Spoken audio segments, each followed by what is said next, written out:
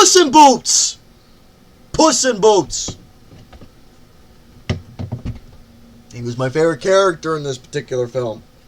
Shrek 2. My favorite one out of the entire franchise. Now, obviously, when the first Shrek was a major success, usually in film, sequels have to come out. Sometimes it's necessary, sometimes it ain't. But for this case, Shrek 2 had to come out. And for this story, you got a lot of new faces, you got a lot of new characters, you got a brand new time setting, you got a new background, you got a lot of new things going on. Now, with this particular story, Shrek and Fiona are now married, and once they are back in the swamp, they are greeted by a royal band to inform Fiona of her parents inviting her back home to the kingdom of far, far away. It's not just far, far away, it is far, far away. We're talking like 7, 8, 9, just miles. And we're riding in carriages. So, obviously, the fucking dude who's riding the onion carriage is going a long time. You can only imagine how long it took to really get to the kingdom of far, far away, which was literally a parody of Beverly Hills, Hollywood, California, right then and there. So, they arrive into far, far away. Fairy Godmother finds out about Fiona marrying Shrek and not her son, Prince Charming, who is a dashing, good-looking young fella.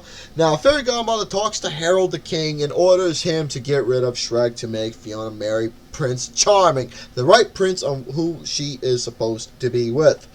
But, unfortunately, that shit doesn't even happen. Why? Because, one, this Prince Charming is a narcissistic tool bag, and two, Fairy Godmother, especially with her potions that she makes, where she tries to add a little bit of lust, loyalty, romance, intercourse, pretty woman, all that type of stuff.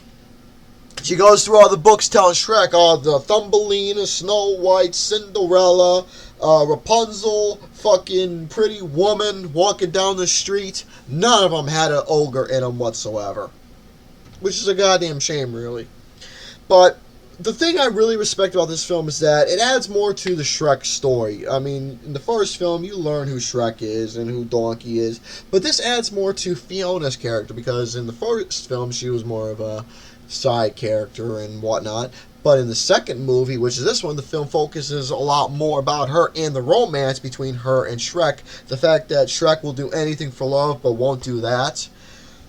Strike that, reverse it. He'll do anything for love, but he will do that because he married the woman that he loves, where he'll give up the ogre life just so he can become a handsome human, for him and Fiona to be not only human, but live happily ever after, as what the old cliche goes about. So again, in films like this, there's a cliche, but it's added with a twist where it's got the personality, it's got the humor, it's got a lot more adult content to a minor extent. And this film makes a lot of references to fucking various different pictures like Mission Impossible, Aliens, Spider-Man, if that's such a case. It makes references to fucking Flashdance, Fame, if that was an Easter egg in there.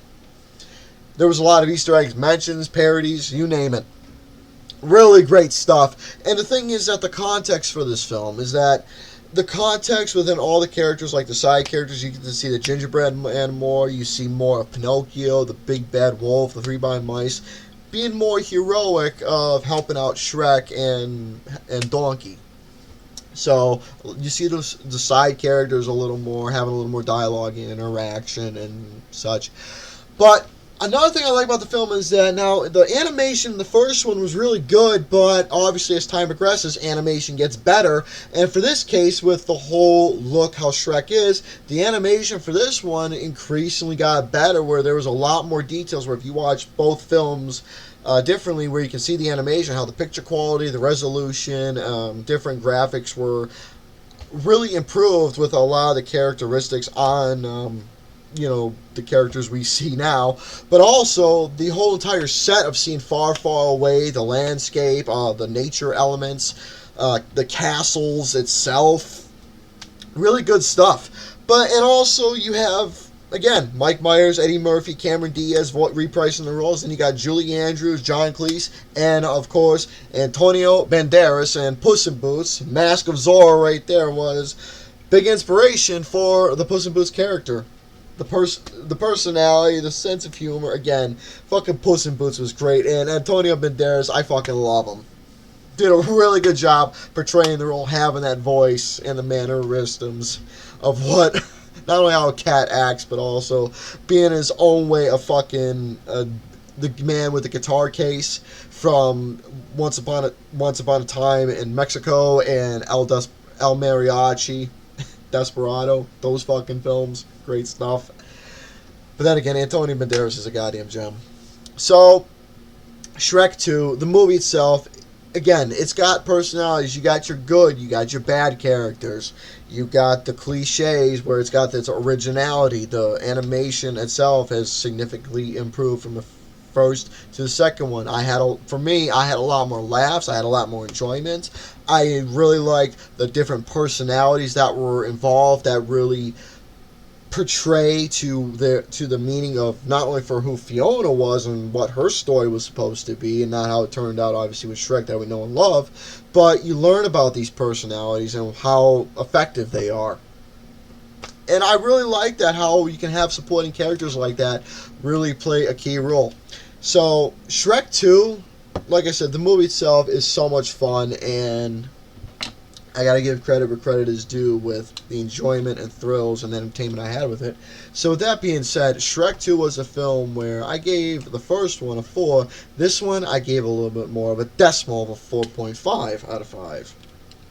So folks, with that being said, that is going to have to do it for my little talk on Shrek 2 for you all. So with that being said, folks, let me know down below your thoughts about this film. And as always, ciao for now.